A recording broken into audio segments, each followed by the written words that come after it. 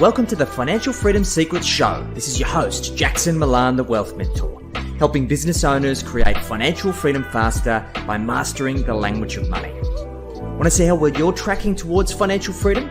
Complete our 40-point financial performance scorecard at wealthhealthcheck.com.au. That's wealthhealthcheck.com.au. The average score for most business owners is 18 out of 40. So complete the scorecard now and see how well you're tracking towards financial freedom.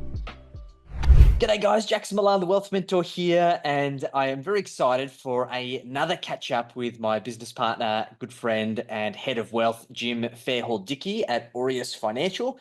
Jimbo, how you doing, my friend? Great, mate. Good to see you. How you going? Yeah, doing well, mate. Doing well. Now, we were just having a little bit of a chin wag around the difference between a proactive and a reactive financial advisor. So, Jimbo, just for people who don't know you, give us a little bit of a spiel of your background and your experience in the advice industry, mate. Yeah, great. Thanks, Jackson. I've been an advisor for 20 years now. I've worked in this space and I love financial advice and I love business. So I've always wanted to run my own business and I've got a real passion for helping business owners get out of their own way and get money out of the company to themselves personally so that they can create the personal wealth that they want.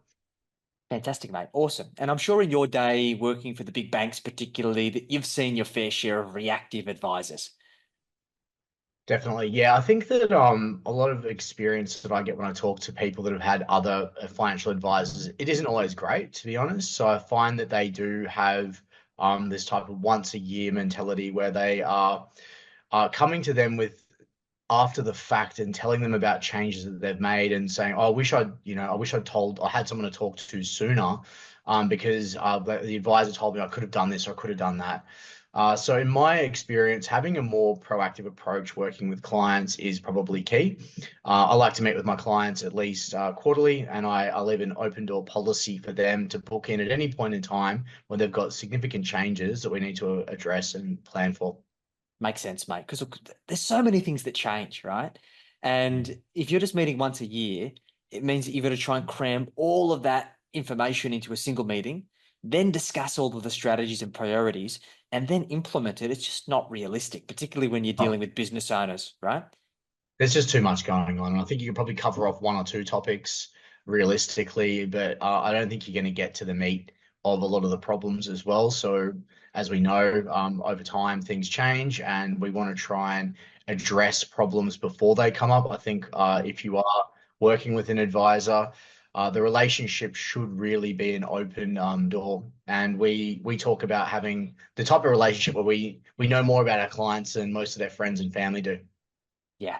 And I think that's so important, right? Because having that trusted confidant, our clients aren't supposed to know what they should do. It's for us to be able to understand the information and then work out what's the best thing for them to do that allows them to capitalize on those opportunities.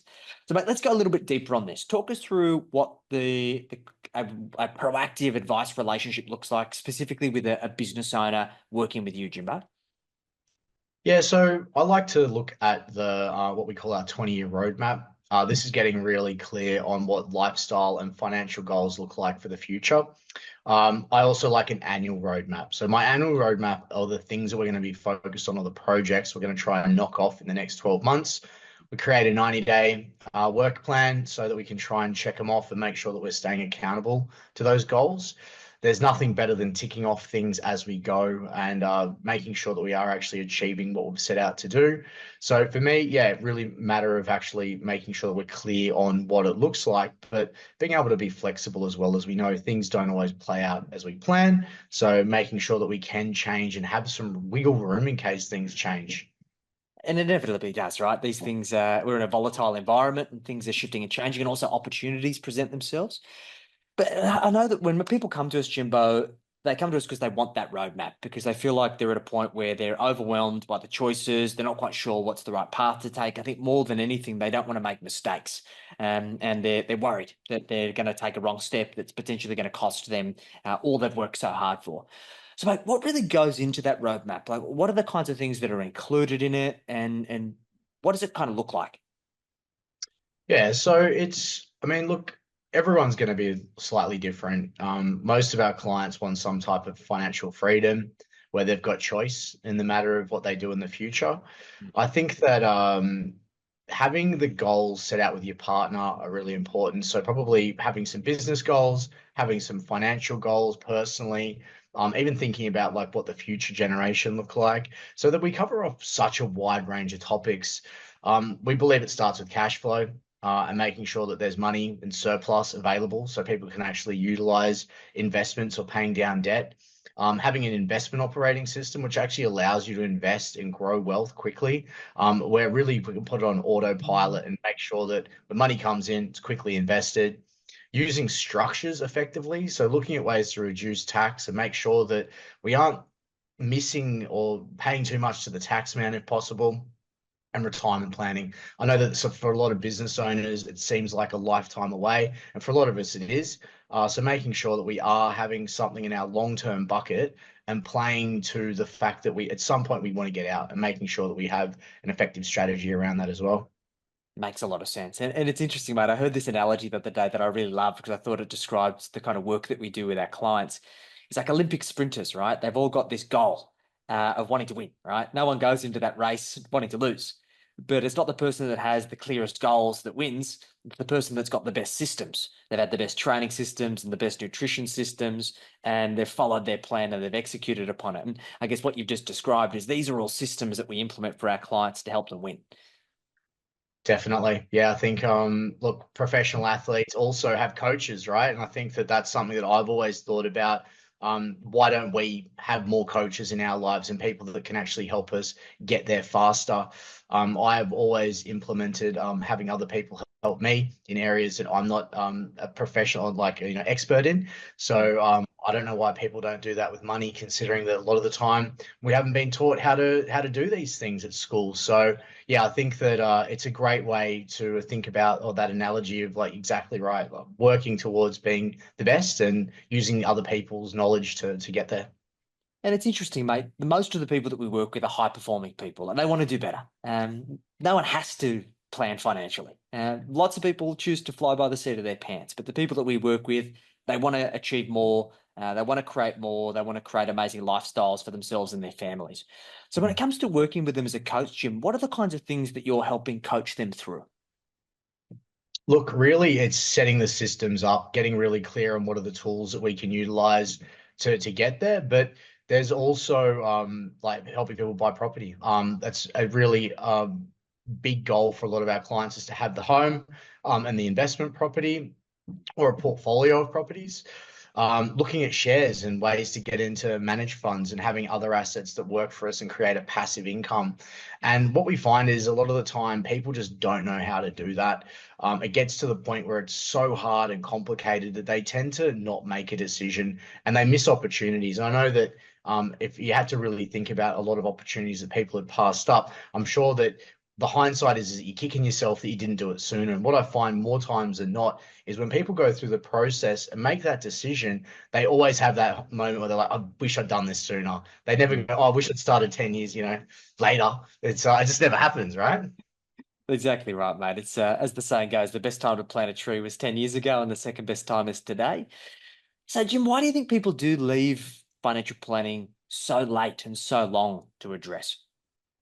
I don't think people know what financial planning is. And more times than not, I think that there is a stigma attached to it. We also generally do what we know. I think it's uncomfortable to do things sometimes that are outside our comfort zone. A really interesting thing that I find is that we tend to do what our parents have done even. So we become our parents. Horrible, I know. However, I think that, yeah, we tend to just focus on the things that we understand. But realistically, there is so much else out there, and having a better understanding or having someone that you can actually trust to help you guide you through it, I think is a really good way to get there faster. I agree. Yeah, I've been so fortunate that I've invested hundreds and hundreds of thousands of dollars in mentorship and advice over the years. Some of them eye-wateringly expensive, but immensely valuable. And it is a big leap, but it's always paid dividends for me. But it is a really intimate relationship, so it's important to find the right people. So, mate, in your experience, what do you think clients should be looking for in their advisor to ensure that they're matching themselves with the right person? Yeah, it's interesting. Like for me, it's someone that obviously cares about your personal situation over their own.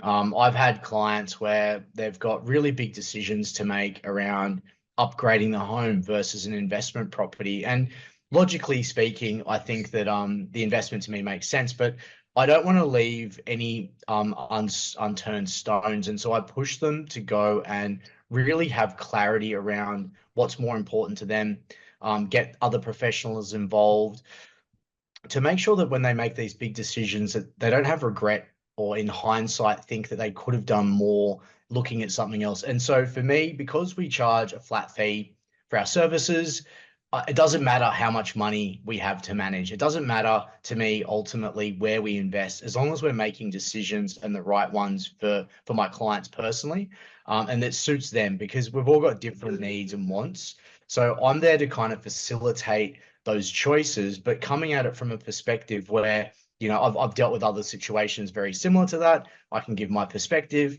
And when I don't know, I'll go and find out, or I'll go and find somebody else that actually can point them in the right direction through my network of professionals and people that I know. Makes a lot of sense, mate. And on the flip side, I guess, what are the telltale signs of maybe a reactive advisor or a transactional advisor who essentially isn't going to work in this way that you've described, Jim? Yeah, I think for me, key things to listen out for is I don't like people that charge based on the performance of assets. I think that it's remiss to think that they can control the market. I don't like it when there is really just a one-time kind of touch point, and they feel like they haven't heard from someone for a couple of years plus. They're paying fees and they're getting renewal notices around things where there's really no value that's added to it. So I think you want to have someone that you can call, really knowing that, if you've got a big decision to make, that they're one of the first people to call. If they're not, maybe they're not the right person for you. Makes a lot of sense, mate. So how would you describe an ideal client for you, Jim? Look, I love working with people that want to grow themselves professionally and personally. People that are willing to take advice. I think that there's no point creating these amazing strategies if ultimately they're just going to sit there and do nothing. So people that are prepared to take action now. So I do find that sometimes there is a point where people realize they have to do something and could be scared. So I understand that. I think it's about really getting clear on the outcomes and making sure that when you're making these decisions, you've got clarity and confidence. And if you don't, maybe that just means more time needs to be spent to understand it and unpack it. So yeah, I like people that are prepared to grow. I'm a growth kind of person. I'm constantly working on myself at ways to improve myself. So I always feel like I've got more to learn, and I'm never sort of sitting there just thinking this is it, that's it, I'm done. And I like working with people like that. So yeah. Fantastic, mate. And I guess what's the part of the client engagement process that you enjoy the most, Jimbo? Look, I think the initial goal setting is pretty cool. I think when we're working with clients and they get it out of their head and they have these aha moments like, oh wow, that sounds amazing. Like that's actually really what I want to do. That's exciting. I think they realize there's a lot of work involved as well. I like doing the work. I love ticking the boxes off. I love getting to the point where there's outcomes from the advice. And so I see the progress that people are making. But we catch up and we say, hey, we've done this one, we've done that one, and the next one's, and then I'm just like, well, what's next? Think bigger. So we're pushing people to actually make bigger, better decisions faster. It's exciting. I really enjoy it, and I can see the impact that it has on people's lives and what it's able to create for them. And I love being a part of that. Mate, I think that's what real true advice should be about. It's not just about dealing with these kind of transactional things. There's plenty of advisors out there that just do basic super and insurance, and not to kind of underplay the value of these things, but they're not life-changing things, really. And it's when we deal with these clients of helping them get clear on their outcomes and helping them devise a plan to get there and supporting them through the anxiety and the unknown of taking the actions and getting out of their comfort zone and then reaping the rewards. That feeds the soul. So that's what it's all about. Yeah, I love it. Fantastic, mate. And look, from a client's perspective, are there any things that you see are common where clients maybe from the outset don't necessarily see the value, but then once it's done, they're typically surprised by how much value was in that part of the process. Yeah, I think articulating value of advice could be difficult. I think we're actually really good at it. And if you haven't gone through and met with one of our advisors or gone through one of our game plans, I think you'll notice that there's a lot of care that goes into actually showing people what we do, because it is one of those intangibles that I think that when you just have a conversation with someone, sounds good, but you can't visualize it, or Mm. doesn't really give you the actual clarity that you're looking for. We've got some really cool tools. We've really focused really hard on creating things that actually give people the ability to do some of this stuff themselves as well. So yeah, I feel like we've actually got a better process to actually get people to see it faster. Fantastic. And I think that's it accelerates the path of growth, right? And it's interesting, I think, in my experience, mate, when people come and they see it as a little bit of a chore, they're like, I'm an adult now, I need to do this, but they're kind of doing it begrudgingly. And then when they get involved in the process and they actually get excited by it, that always makes me really happy. Because this isn't just a tedious life admin process, guys. This is being in your driver's seat of your financial life. And there's nothing more fulfilling than feeling like you're in control. So, Jim, you do a phenomenal job at helping our clients with that. So, mate, if anybody's watched this and they're interested in finding out more, what's the best next step for them to take? Look, jump on, do our wealth health check at wealthhealthcheck.com.au. Book in a call with one of our coaches. We've got some really cool stuff that we'd love to share with you. We run events regularly. We'd love to see you there. And or just reach out and make sure that we're making that next step. And if you are making it, do it with confidence, get there the right way. Fantastic, guys. So just remember, a good idea in theory remains exactly that, just a good idea until you put it into practice. So take some action, make sure that you put some things into place and reach out if there's any way we can help. Jim, thanks again, mate. We'll catch you soon. See ya.